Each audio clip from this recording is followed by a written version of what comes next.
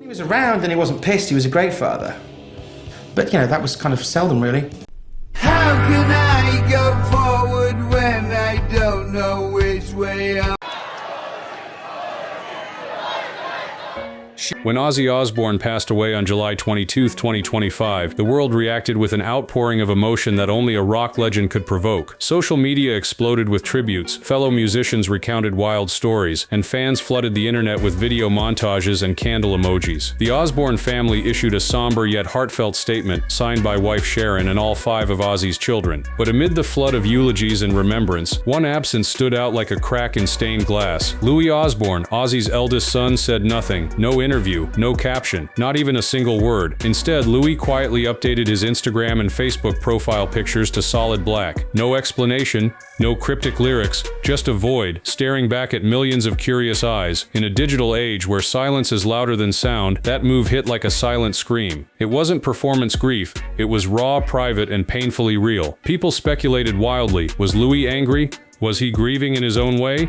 Or was this blacked-out tribute a subtle jab at a complicated history that most fans never saw? The internet buzzed, but Louis remained still, refusing to feed the rumor mill. For years, Louis had lived in the background while the rest of the Osbourne family starred in their chaotic reality show Spotlight. But now, in the aftermath of his father's death, Louis emerged, not with a statement, but with a blackout. A mourning so understated that it shook people more than any public memorial ever could. And behind that act of silence was a lifetime of unresolved tension, pain, and untold truths, the kind that don't fade away with time. Before the world labeled Ozzy Osbourne the Prince of Darkness, before his antics became folklore in the heavy metal universe, he was just a man spiraling out of control, and young Louis Osbourne had a front row seat to the wreckage. While millions saw Ozzy as a wild performer with a heart of gold, Louis saw something far more jarring, a father who was often drunk, distant, and lost in a world fueled by chaos. His earliest memories weren't of bedtime stories or birthday parties, they were of random outbursts, drunken escapades, and being forgotten in the haze of fame and substances. He recalls his father recklessly driving cars through open fields and crashing them in the dead of night, turning what should have been childhood memories into scenes from a horror film. Ozzy's fame wasn't glamorous inside their home, it was toxic. While the public watched him become a global icon, Louis watched him disappear. Ozzy was physically there at times, but mentally, emotionally, and spiritually absent. When he wasn't passed out, he was raging. And when he wasn't raging, he was gone, on tour, in a hotel room, or locked away in another dimension of addiction. Louis once described the rare moments Ozzy acted like a real grandfather, but admitted those were few and far between, swallowed by the far more frequent memories of substance-fueled chaos. It wasn't just neglect, it was a life built on broken promises, missed milestones,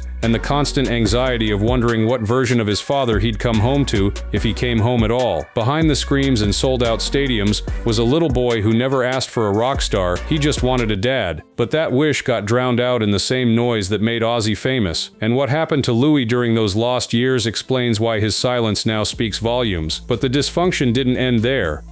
Ozzy Osbourne didn't just leave behind a legacy of platinum records and outrageous headlines, he left behind 2 separate families, divided not only by time, but by love, attention, and pain. In 1971, Ozzy married Thelma Riley, a Birmingham schoolteacher, and soon became stepfather to her son Elliot and biological father to Jessica and Lewis. But this first chapter of fatherhood unfolded in the shadows, overshadowed by touring, addiction, and emotional neglect. Jessica and Lewis were the unseen Osbournes, the ones who didn't grow up under the spotlight or appear on MTV's infamous The Osbournes. To the public, they barely existed, but to Lewis, that invisibility was real and it hurt. As Ozzy's fame skyrocketed, his connection to Thelma and their kids deteriorated. Lewis once admitted that his father couldn't even recall key moments from his childhood, birthdays forgotten, milestones missed, and a father's presence erased by substances and ego. Then came Sharon Arden, Ozzy's fiery manager, who eventually became his second wife and the architect of the Osbourne media empire. Together, Ozzy and Sharon had 3 children, Amy, Kelly, and Jack, and they became household names. They were the face of the Osbourne dynasty, living loud, cursing on TV, and cementing their place in pop culture history. Meanwhile, Lewis and Jessica remained footnotes, remembered only by those who dug beneath the surface. And this division wasn't just emotional, it was structural. Sharon's children were raised with Ozzy in the home, on camera, in the magazines. Thelma's children were raised with Ozzy's absence, and the kind of silence that makes you question question your own worth. It wasn't just two families, it was two realities. And while one was painted in flashing lights and reality TV fame, the other was left holding the emotional shrapnel from a man too broken to look back. But as Ozzy aged and mortality loomed, something began to shift. A man who once abandoned his past started reaching toward it, and Louis, the forgotten son, slowly stepped back into the frame, not as a TV character, but as a man confronting decades of hurt.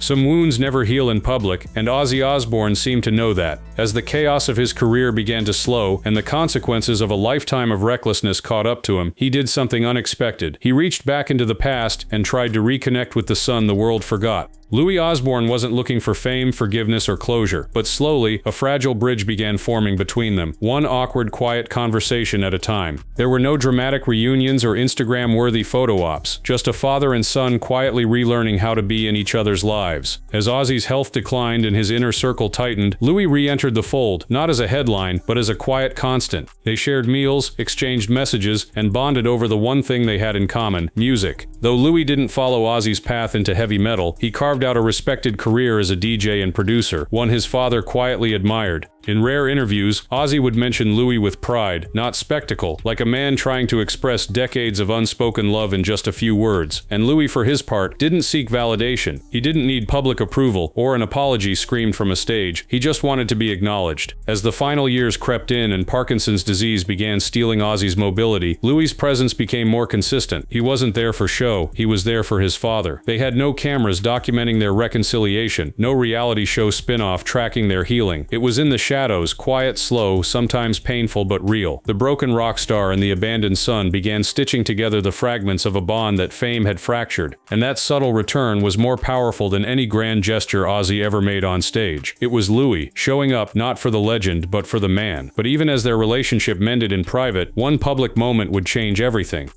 On July 5, 2025, the world gathered for what would become one of the most emotional nights in rock history. Villa Park, the legendary stadium in Ozzy Osbourne's hometown of Birmingham, pulsed with a strange energy, part celebration, part funeral. It wasn't just another concert. It was titled Back to the Beginning, but everyone in that crowd knew this was the end. Ozzy was battling Parkinson's, his body failing him faster than his spirit, yet he took the stage one final time, and among the tens of thousands chanting his name, one figure stood quietly, tucked in the crowd, wrestling with an entirely different storm. Louis Osbourne. No entourage, no spotlight, just a son watching his father give everything he had left to the world that had both made and destroyed him. Those who were there recall Louis crying openly, unabashedly, not for the music, not for the crowd, but for the man who was finally saying goodbye, not with words but with sound. It wasn't about fame that night. It wasn't about legacy or headlines. It was about two men, one on stage, one in the shadows, closing a chapter filled with pain, silence, and missed chances. Louis later described the night as everything they wanted and more, and in that moment, under those lights, with guitars screaming and fans sobbing, the walls between them melted. All the years of neglect, distance, and confusion suddenly collided with a singular, overwhelming truth. This was the final performance, not just for Ozzy's music, but for their bond. And while Ozzy roared his last notes into the mic, Louis mourned, not just a father lost, but the relationship they finally started to rebuild, only to have it ripped away by time. But Louis wasn't alone in his grief. That night was only the beginning of a deeper, more revealing family response. While the world mourned Ozzy Osbourne with candles and cover songs, a darker force began to swirl around the grieving family, one far more sinister than silence. Rumors, fake headlines, AI-generated videos, speculation spun out of control, painting grotesque images of Ozzy's final days and fueling twisted narratives that only grew louder with each passing hour. But someone had finally had enough. On July 25, 2025, Kelly Osbourne, Ozzy's outspoken daughter from his second marriage, broke her silence and fired back. No PR filter, no media training, just raw, furious love poured into her Instagram story. She posted a plain black screen with a gut-wrenching message: "I lost my best friend." A broken heart emoji sat beneath the words, simple yet thunderous. Then came the lyrics from Changes, the father-daughter duet they recorded back in 2003. A song that once symbolized their unique bond, now transformed into a digital eulogy. But Kelly wasn't done mourning. She was ready to go to war. As clickbait stories claiming Ozzy had made a death pact with Sharon circulated and AI deepfake videos faked his final moments, Kelly took a stand. She publicly denounced the lies, blasting them as hurtful, deceitful, and disrespectful. And for the first time since Ozzy's death, someone from the family was no longer grieving in silence. They were fighting. Yes, he has Parkinson's, she admitted, and yes, his mobility is not what it was, but he's not ding. What the hell is wrong with you people? Her voice was a lightning bolt through the fog, cutting through the distortion with brutal clarity. She reminded the world that Ozzy wasn't a headline, he was a human being, a father, a man trying to live out his final days with dignity. While Louis honored his dad with silence, Kelly used her voice as a shield, protecting the truth, her father's legacy, and the family's right to grieve without spectacle. But the media storm was only one part of the tragedy. Beneath the public fury and digital fire, there was a quieter heartbreak that still hadn't been told, and it involved a side of Ozzy even his fans never truly knew. Behind every stadium roar and outrageous headline, there was a man desperately running from his own shadow. Ozzy Osbourne, the showman, reveled in being misunderstood. But Ozzy Osbourne, the human, carried a darkness so heavy it nearly crushed him and the family who tried to love him. Long before Parkinson's forced him to slow down, Ozzy was already unraveling. Decades of substance abuse turned him into a ticking time bomb, and Louis Osbourne saw it up close. This wasn't just a party animal. This was a father who once admitted to killing 17 of his own cats in a drug-fueled frenzy, a man who once tried to strangle his wife Sharon during a blackout, a man who fired his entire band under the influence and didn't even remember it the next day. These aren't rock star stunts, they're trauma wrapped in guitar riffs. And while the public was laughing about bat biting and hotel trashing, his family was drowning in chaos. Ozzy urinated in a music executive's drink, stripped on a conference table, and was once found in his wife's clothing relieving himself on a historical monument. He lived with no filter, no pause button, and no exit strategy. Louis, growing up in that tornado, didn't just inherit a famous last name, he inherited the damage. But perhaps the most haunting chapter came in 2003, when it was revealed that Ozzy's personal doctor had prescribed him over 13,000 doses of 32 different substances in a single year. Let that sink in. 13,000. It was a miracle Ozzy lived as long as he did, but miracles don't erase memories, and for Louis, those memories weren't tabloid gold. They were deeply personal, painful, and permanent. While fans cheered Ozzy's wildest moments, Louis watched a man destroy himself from the inside out. Still, even after all of it, Louis never turned his back. And that's where this story flips, because the son who suffered the most never sought revenge.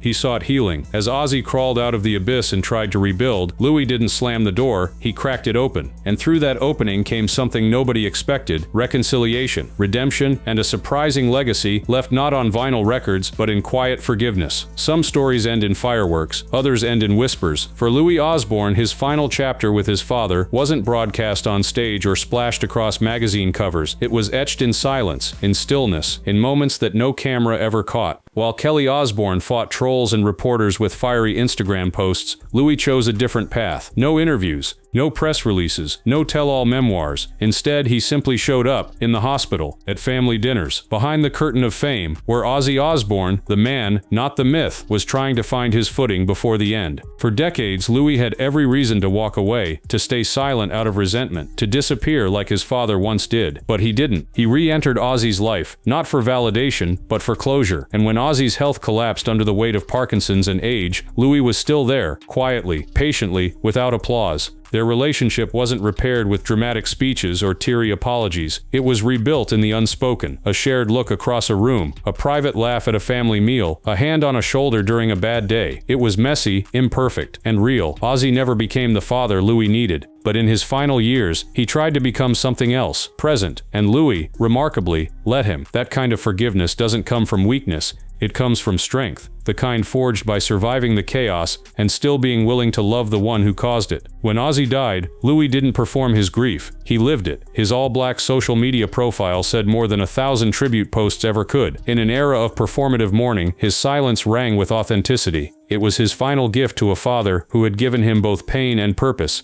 And it reminded the world that sometimes the loudest form of love isn't shouted, it's simply not walking away. But even in death, Ozzy had one last surprise, and it would bring his entire family together in a way no one expected.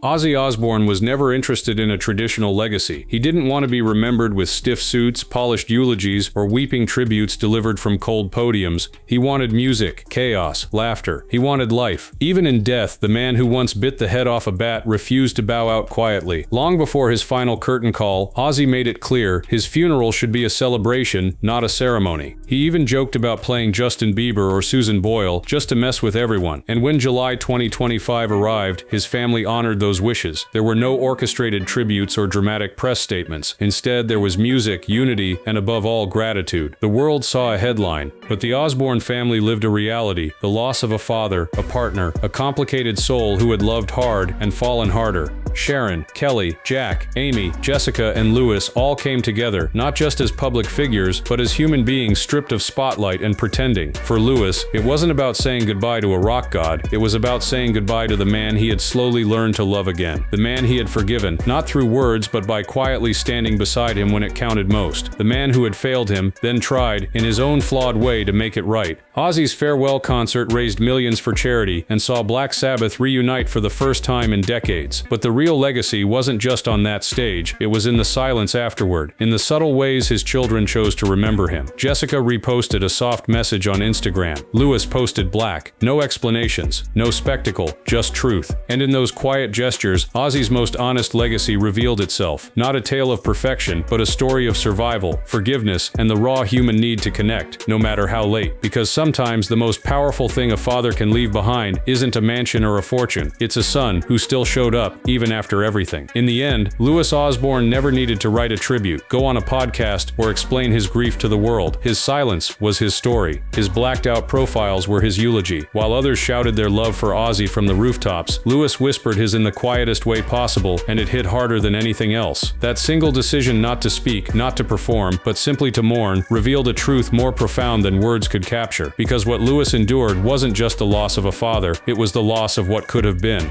And yet, in choosing silence over spectacle, Louis revealed something even more powerful: peace. Not the kind of peace that comes from resolution or perfect closure, but the fragile, hard-earned peace of a man who chose forgiveness over resentment, who chose to be there at the end, who cried at the final concert not for a rock legend, but for a broken father who tried too late to become whole. It's easy to idolize Ozzy Osbourne for the music, the madness, the myth. It's harder to acknowledge the damage left in his wake. Louis did both. He carried the scars, but he also showed grace. And that grace, quiet, private, unwavering, is the part of Ozzy's legacy most fans never saw. In a world of noise, Louis became the stillness. In a family known for screaming into the void, he chose to listen instead. And in doing so, he reminded us that love isn't always loud. Sometimes it's choosing to show up, choosing not to walk away, choosing to mourn in black silence when the rest of the world demands color and sound. Ozzy Osbourne may have left this world in thunder and applause, but Louis Osbourne said goodbye in the only way that truly mattered, with the kind of love that never needed to be seen to be real.